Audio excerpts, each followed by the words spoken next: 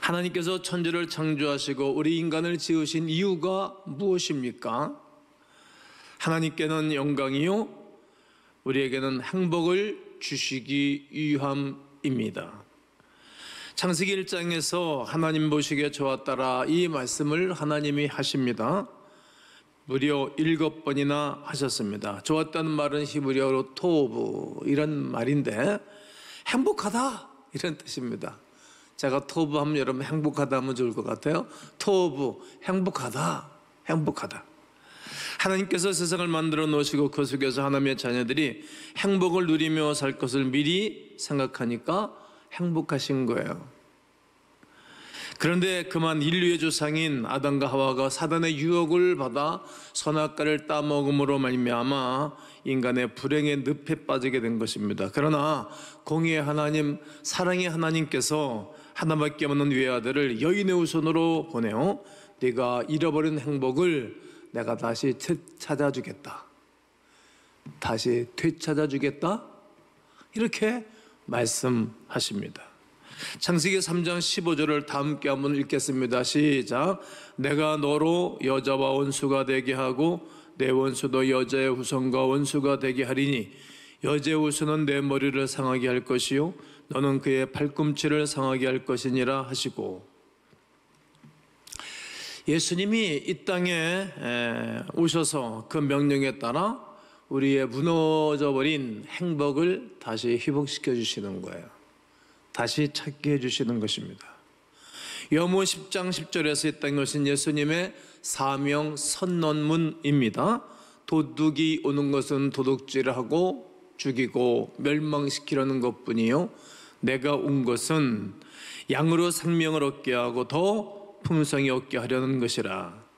우리에게 우리 하나님은 생명과 그리고 풍성한 축복을 주기 위하여 이 땅에 오시는 것입니다. 2000년 전 이 땅에 오신 예수 그리스도께서 오신 사명 중에 사명입니다. 하나님의 형상으로 지음받은 인간에게 잃어버린 하나님의 나라, 잃어버린 하나님의 은혜, 잃어버린 하나님의 행복, 잃어버린 하나님의 축복을 우리 하나님이 회복시켜 주시기 위하여 이 땅에 오신 것입니다. 그것 때문에 앗벨 대신에 셋을 주셨고 홍수로 심판하실 때 노아에게 은혜를 베풀어 주셔서 방주로 구원을 받게 하신 것입니다. 그리고 아브라함을 선택하셨고 이스라엘이라는 나라를 세워서 하나님의 주권을 나타내는 한 국가를 세운 것입니다. 그 메시아가 오는 순간까지 이스라엘을 붙들고 수천 년의 역사를 이끌고 오신 것입니다. 우리가 받을 다니엘서도 그 연속성 안에 있는 말씀이라고 생각하시면 은혜가 될 것입니다. 연속성. 어떤 연속성입니까? 하나님의 자녀, 하나님의 백성, 하나님을 믿는 자에게 행복을 주시기 위함입니다. 오늘부터 다니엘서를 통해서 그 하나님을 찾아가 보십시다. 그 하나님을 찾게 될 것입니다. 난 여러분과 제가 그 하나님을 찾고 그 하나님 안에서 주시는 은혜가 여러분 가운데 충만하기를 주의 이름으로 축원합니다. 축원합니다. 먼저 하나님의 말씀을 다시 한번 읽어보면 좋을 것 같습니다. 오늘 본문입니다. 유다 왕 여호야김이 다스린 지 3년이 되는 해에 바벨론 왕 느부갓네살이 예루살렘에 이르러 성을 에워쌌더니 주께서 유다 왕 여호야김과 하나님의 전 그릇 얼마를 그의 손에 넘기심에 그가 그것을 가지고 신할 땅 자기 신들의 신전에 가져다가 그 신들의 보물 창고에 두었더라. 유다 왕 여호야김이 다스린 지 3년이 되는 해였습니다. 주전 605년입니다. 지금부터 약 2600년 전의 일입니다. 그때 이스라엘 중심으로 주변 나라들이 어떤 일들이 일어났을까요? 유다 백성들이 세 차례 걸쳐 바벨론 포로로 끌려가게 됩니다. 1차 포로로 끌려갈 때가 바로 주전 605년입니다. 유다 백성들이 바벨론 포로로 끌려가기 전 이스라엘 역사를 한번 돌아봐야 됩니다. 북이스라엘이 주전 722년 아수르에 의하여 멸망합니다. 그런데 하나님께서는 바벨론을 강력한 나라로 급부상시키게 됩니다. 그러자 아수르가 바벨론을 치기 위하여 이집트와 동맹을 맺습니다. 그런데 아수르가 이집트의 동맹을 맺어 바벨론을 치기 위해서 반드시 가나안 지역을 지나가야 합니다. 하지만 유다 요시아 왕은 자신의 땅을 지나가는 것을 싫어했습니다. 이렇게 생각하면 되겠죠. 일본 사람들이 우리나라를 지나서 중국 본토에 간다고 그러면 우리가 땅을 열어줄 이유가 없지 않습니까? 북쪽 이스라엘을 멸망시킨 아수르와 왜 그랬을까요? 북쪽 이스라엘을 멸망시킨 아수르는 감정이 그리 좋지 않을 뿐만 아니라 급부상한 강력한 바벨론의 눈치가 보였기 때문입니다. 겨울 이집트와 아수르의 연합군이 전쟁을 일으켰는데 그만 이때 요시아가 죽게 됩니다. 이 전쟁이 그 유명한 무기또 전쟁입니다. 드디어 이집트는 아수르와 연합군을 이끌고 바벨론을 공격하지만 실패하고 맙니다. 그 실패로 아수르는 멸망하고 이집트는 근동 지방의 정치적 주도권을 잃게 됩니다. 이제 바벨론을 막을 수 있는 나라는 그 어느 나라도 없습니다. 바벨론은 시리아 남유다까지 영토를 확장하였습니다. 이때 다니엘이 1차 포로로 끌려가게 됩니다. 다니엘의 나이가 약 14세에서부터 15세로 추정합니다. 주전 597년에 2차 포로로 끌려가는데 그때 유명한 선지자 에스겔이 함께 끌려갔습니다. 주전 588년에 바벨론의 3차 징벌이 일어납니다. 이때 예루살렘 성을 2년 동안 포위하여 아사 상태로 몰고 가는데 부모가 자식을 잡아먹는 사건이 일어나게 되는 것입니다. 2년 후 주전 586년에 유다는 3차 포로로 끌려가면서 완전한 멸망에 이르게 됩니다. 성도 여러분, 잠깐 이 역사 이야기를 했는데 이 역사 이야기를 여러분 들으시면서 어떤 생각이 듭니까? 어떤 흐름이 여러분들에게 다가오고 있으십니까? 하나님이 이스라엘 역사의 흐르면서 우리에게 무엇을 깨닫기를 원하실까요? 다니엘서의 핵심 구절이라고 할 수 있는 말씀을 함께 읽겠습니다. 다니엘서 2장 44절입니다. 시작. 이 여러 왕들의 시대에 하늘의 하나님이 한 나라를 세우시리니 이것은 영원히 망하지도 아니할 것이요 그 국권이 다른 백성에게로 돌아가지도 아니할 것이요 도리어 이 모든 나라를 쳐서 멸망시키고 영원히 설 것이라. 이 본문에서 영원히 멸망하지도 아니할 나라, 그 나라를 세운다는 거예요.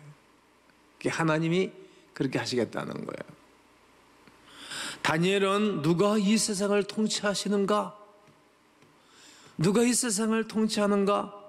이 질문에 답을 하고 있는 말씀이 다니엘서의 말씀입니다. 여기까지 이스라엘 역사를 살펴보았습니다. 그렇다면 바벨론 유수라고 불리는 이스라엘은 왜 포로로 끌려가야 되는 것입니까? 첫째로 이사야 24장을 보면 이스라엘 백성들이 하나님의 율법을 버리고 하나님의 언약을 무시한 결과입니다. 옛날이나 지금이나 하나님 말씀을 버리는 사람은 또 하나님이 버리지 않습니까? 또 백성들이 그를 버리는 것입니다. 두 번째는 에레미야 34장에 의하면 안식년과 안식일을 무시한 태도에 대한 하나님의 응징 때문이라고 말씀하고 있습니다. 그렇게 500여 년을 참고 기다리신 하나님의 인내가 폭발합니다. 이런 역사적 사실은 오늘날 개인과 국가에 명백한 교훈을 줍니다. 공의의 하나님은 죄를 반드시 심판하십니다. 아멘이시죠?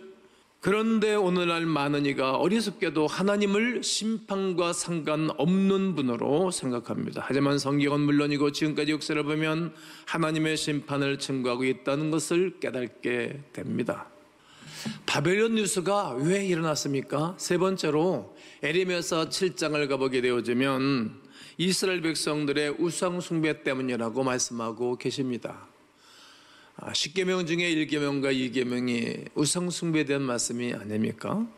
북왕국 이스라엘은 여로보암의 금송아지와 바알을 숭배하는 그 악행을 저지한 탓에 먼저 하나님의 심판을 받은 것입니다. 이에 비해 남왕국은 한동안 우상 숭배를 거부하긴 했지만 결국 이스라엘의 전철을 밟습니다. 네 번째로 이사야서 1장을 보게 되어지면 이스라엘의 도덕적 타락이라고 말씀하십니다.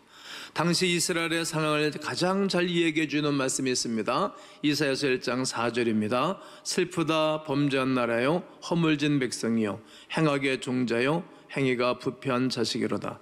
그들이 여호와를 버리며 이스라엘의 거룩하신 이를 만유리 여겨 멀리하고 물러가도다. 결국 다니엘을 통해서 하나님은 모든 역사의 시나리오가 당신 손 안에 있다는 것을 분명히 보여주고 있습니다. 하나님의 손 안에 모든 역사가 있는 것을 말씀하시는 것입니다. 아수르가 일어나고 바벨론에 의해 망하고, 바벨론이 일어나고 페르시아에 의하여 망하고, 페르시아가 일어나고 고레스 왕이 이스라엘 포로의 귀한 정책을 발표하는 것 역시 하나님이 역사의 주인이시다. 궁극적으로 모두 하나님의 손길입니다. 할렐루야. 하나님이 역사의 주관자이시며 하나님이 역사의 주인이신 것입니다. 그러나 이방인들, 불신자들은 이것을 모르는 것입니다. 모든 시대의 역사는, 모든 시대의 역사는 하나님 나라 중심입니다. 교회가 중심입니다. 사랑하는 성도 여러분, 다니엘서의 기록 목적이 무엇입니까? 첫째로 이방 나라에서 살아가는 다니엘을 통해 표준적인 경건의 삶을 제시해 주기 위해서입니다. 세상 나라에 대한 하나님의 주권적 섭리를 보이기 위해서입니다. 하나님의 언약에 대한 신실하심을 제시하기 위해서입니다. 네 번째는 하나님의 이방 나라에 대한 섭리가 궁극적으로 이스라엘에 영향을 미치는 것을 알려주기 위해서입니다. 하나님 나라에서 회복과 축복을 위해서입니다. 하나님께서 이 땅의 주인임을 알게 하기 위해서입니다. 내가 주인이다, 내가 왕이다, 이런 말이에요.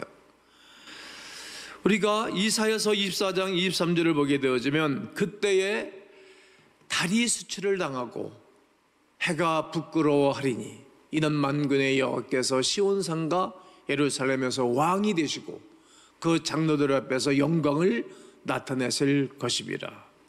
여러분, 하나님이 왕이 되시고 역사의 왕이라는 것을 보여주겠다는 거예요. 여러분과 제가 고백할 것이 있어요. 역사를 아는 사람, 역사를 모르는 사람, 역사를 아는 민족, 역사를 모르는 민족, 하나님의 역사를 아는 민족, 하나님의 역사를 알지 못하는 민족, 차이가 어떤 것입니까? 이 세상 왕이 왕이라고 생각하는 것입니다. 그러나 하나님의 백성들이 아는 역사는 하나님이 왕이시다, 이 땅의 왕으로 다스리기를 원하시는 것입니다. 또 장로들 앞에서 영광 나타냈을 것입니다. 하나님의 거룩한 백성들 앞에서 당신의 주권과 영광을 나타내기 위하여서 하나님은 다니엘을 같은 사람을 통하여서 시대적으로 역사하시는 것입니다. 사랑하는 성도 여러분, 국가적 위기 상황 가운데서 다니엘의 개인적인 삶 속에서 주어지는 하나님의 나라, 하나님이 주시는 메시지를 꼭 기억하십시오. 이 메시지가 현재 사는 나에게 어떻게 적용되고 있는지 이해하시고 하나님의 주권과 인도하심을 바라보면서 언제나 믿음을 지키면서 살아가야 할 것입니다. 내 개인적으로 하나님은 어떻게 역사하고 계셨습니까? 내 개인적으로 하나님은 어떻게 인도해 가실 것이라고 여러분은 생각하십니까? 내 나라 내 민족 가운데서 하나님의 섭리와 하나님의 이끌어 가심을 여러분 믿으십니까? 결국은 하나님이 왕으로 나를 다스리고 결국은 하나님이 왕으로 이 나라와 민족을 다스리시고 결과적으로 하나님은 왕으로 이 지구촌을 다스리고 함께 하시는 그 하나님의 역사를 바라볼 줄 아는 하나님의 거룩한 백성들 되시기를 주 예수 그리스도의 이름으로 축원합니다.